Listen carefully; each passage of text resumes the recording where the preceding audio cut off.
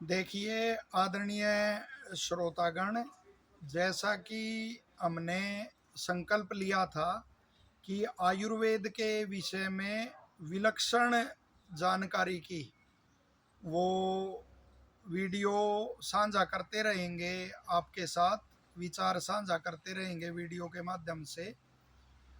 जैसे आपने देखा होगा, आम प्रचलन में चला हुआ है ज़्यादातर औषधियों का, जड़ी बूटियों का, कि इस रोग की ये औषधि है, इस औषधि के ये गुण हैं। लेकिन जो आयुर्वेद के मूल सिद्धांत हैं उनके विषय में बड़ी ही कम जानकारी होती है और उनको इतना महत्व की दृष्टि से नहीं देखा जाता। लेकिन यदि सिद्धांतों की जानकारी होगी तो वो रोग से बच सकते हैं, और रोग उत्पन्न ही ना हो तो उसका विशेष महत्व होता है, क्योंकि स्वस्थ व्यक्ति के स्वास्थ्य की रक्षा करना करना भी आयुर्वेद का उद्देश्य है। आतुर के तो रोग का प्रशमन करना उद्देश्य है ही, साथ ही स्वस्थ व्यक्ति के स्वास्थ्य की रक्षा करना भी उद्देश्य है। और इसके साथ ही जैसे रोगों का कारण उपदादि माना गया है, भोग प्रवृत्ति, और उसी के कारण जन्म होना, और जन्म फिर दुखों का कारण माना गया है, वो तो लंबा विषय हो जाएगा। तो इसी कड़ी में कि स्वस्थ कैसे रहे और माता पिता का बच्चे के स्वास्थ्य में क्या उसकी भूमिका होती है, तो उस विषय की को हम यहाँ लेंगे। देखिए, महर्षि सुश्रुत ने कितना सुंदर कहा है, बिल्कुल स्पष्ट कहते हैं कि एक उसमें जो भी शुक्र शोणित का आपने सुना होगा कि उसके बगैर, शुक्र और शोणित के संयोग के बगैर वो उत्पत्ति मनुष्य की तो जन्म नहीं हो सकता। यदि कोई ये प्रगनली शिशु आदि जो भी ये वो करते उसमें भी शुक्र और शोणित का तो योग होगा ही। तो मेरी शिशु श्रुत कहते हैं, शुक्र शोणित संयोगे यो भवे दोष उत्कट है प्रकृतिर जायते तेने, के शुक्र और शोणित का जब संयोग होता है तो उस समय जिस दोष की अधिकता होती है वही शिशु की प्रकृति बनती है।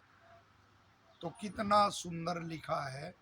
तो माता और पिता के कारण ही, जैसे पिता का शुक्र है, माता का शोणित है, तो उसके अनुसार ही प्रकृति बनेगी। वो वात प्रकृति होगी शिशु की, या उसकी पित्त होगी या कफ होगी, तो वही कारण उसका बनेंगे।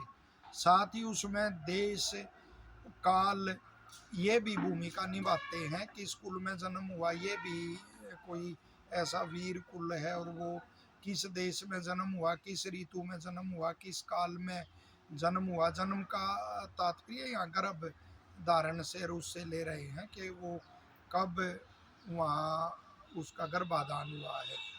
तो लेकिन वो देश काल आदि भी ऋषि कह रहे हैं, वो भी शुक्र और शोणित के माध्यम से ही वो प्रभाव डालते हैं। अतः प्रकृति का मुख्य कारण शुक्र और शोणित है।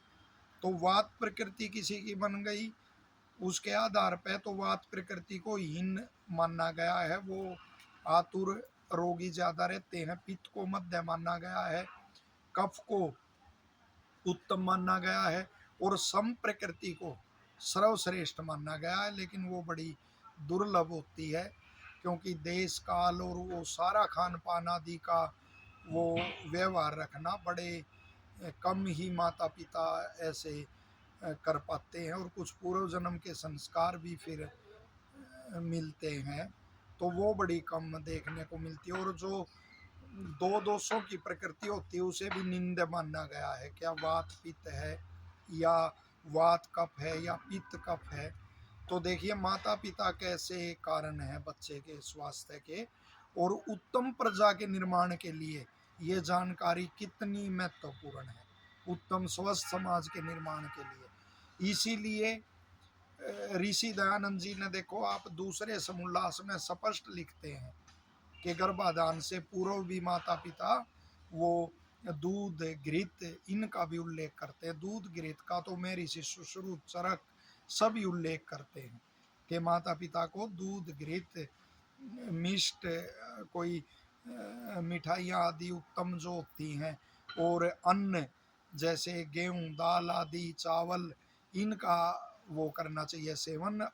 गाँव में अब भी परंपरा है। और साथ में मैं ऋषि द्वितीय समोल्लास में कितना अच्छा लिखते हैं ऋषि दयानंद जी कि ऐसा करने से जो रजस के और जो वीर्य के दोष हैं वो दूर होते हैं। हमने भी ये चरक सुश्रुत का जब पूरा विधिवत अध्ययन किया तो बिल्कुल स्पष्ट लिखा हुआ था कि क्या पहचान है दूषित शुक्र की, दूषित शोणित की, और उनको दूर करने के क्या क्या उपाय हैं।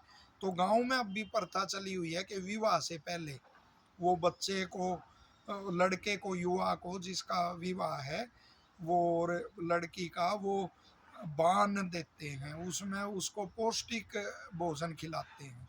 ये अंडा मांस आदि उड़ाने वाले इनको तो क्या पता इन परंपराओं का। तो वो उनको पौष्टिक भोजन और वो खिलाते हैं और फिर ऐसे गर्भाधान वो होता है तो वो स्वस्थ होता है। और ऋषियों ने फिर गर्भ धारण के बाद भी वो पूरे हर मास का वो भोजन और वो लिखा हुआ है। इसी तरह से माता के विचार शुद्ध हैं, पिता के विचार शुद्ध हैं, तो उनका भी निश्चित तौर पर उसमें प्रभाव पड़ता है शुक्र शोणित के माध्यम से कि बच्चे के सात्विक राजसिक या तामसिक कैसे गुण उसमें आएंगे, उसका भी पूरा वो होता है। तो नशा जो करते हैं वो यदि ये विचार थोड़ा करें कि कैसे उनकी संतान में कोई रक्त के रोग है या और रोग हैं, कैसे वो उसका कारण बन के उसके दुख का भी वो कारण बनते और कितना बड़ा पाप वो कमाते। अपनी संतान को कौन दुखी देखना चाहता है। तो सात्विक आहार विहार का वो सेवन करना चाहिए। और ऋषि दयानंद का हमारे ऊपर बड़ा ही उपकार है कि हम आयुर्वेद का विषय ले रहे हैं और बात यहाँ ऋषि दयानंद जी की कर रहे हैं, क्योंकि उन्होंने सारा ही सुश्रुत और चरक का लिखा हुआ है। अनेक भाई वैसे ही उनको पता ही नहीं, वो किसी भी ढोंगी गुरु के और उसके बहकावे में आके ऋषि ने दाई का क्यों लिख दिया, दाई का क्यों लिख दिया, दूध पिलाने का, ये तो सुश्रुत ने लिखा हुआ है। सुश्रुत का ऋषि जी ने लिखा हुआ है कि जो प्रसूति के समय जो महिला बड़ी कमज़ोर हो जाए या वो उसकी उसकी जगह या दूध आदि नहीं वो उपलब्ध होता, स्तन्य की उत्पत्ति नहीं होती, तो ऐसी अनेक स्थिति होती है जिसमें दाई का चयन करना होता है, वरना उसकी जगह आगे ऋषि का पूरा नहीं देते वो लिखा हुआ, उसकी जगह लिखा फिर वरना गाय का बकरी का दूध उसकी व्यवस्था करनी चाहिए। और ऋषि ने लिखा है कि अब बिल्कुल देखना द्वितीय समोल्लास में जहाँ यह प्रबंध ना हो वहाँ जैसी भी व्यवस्था आप करो जैसी कर रहे हो।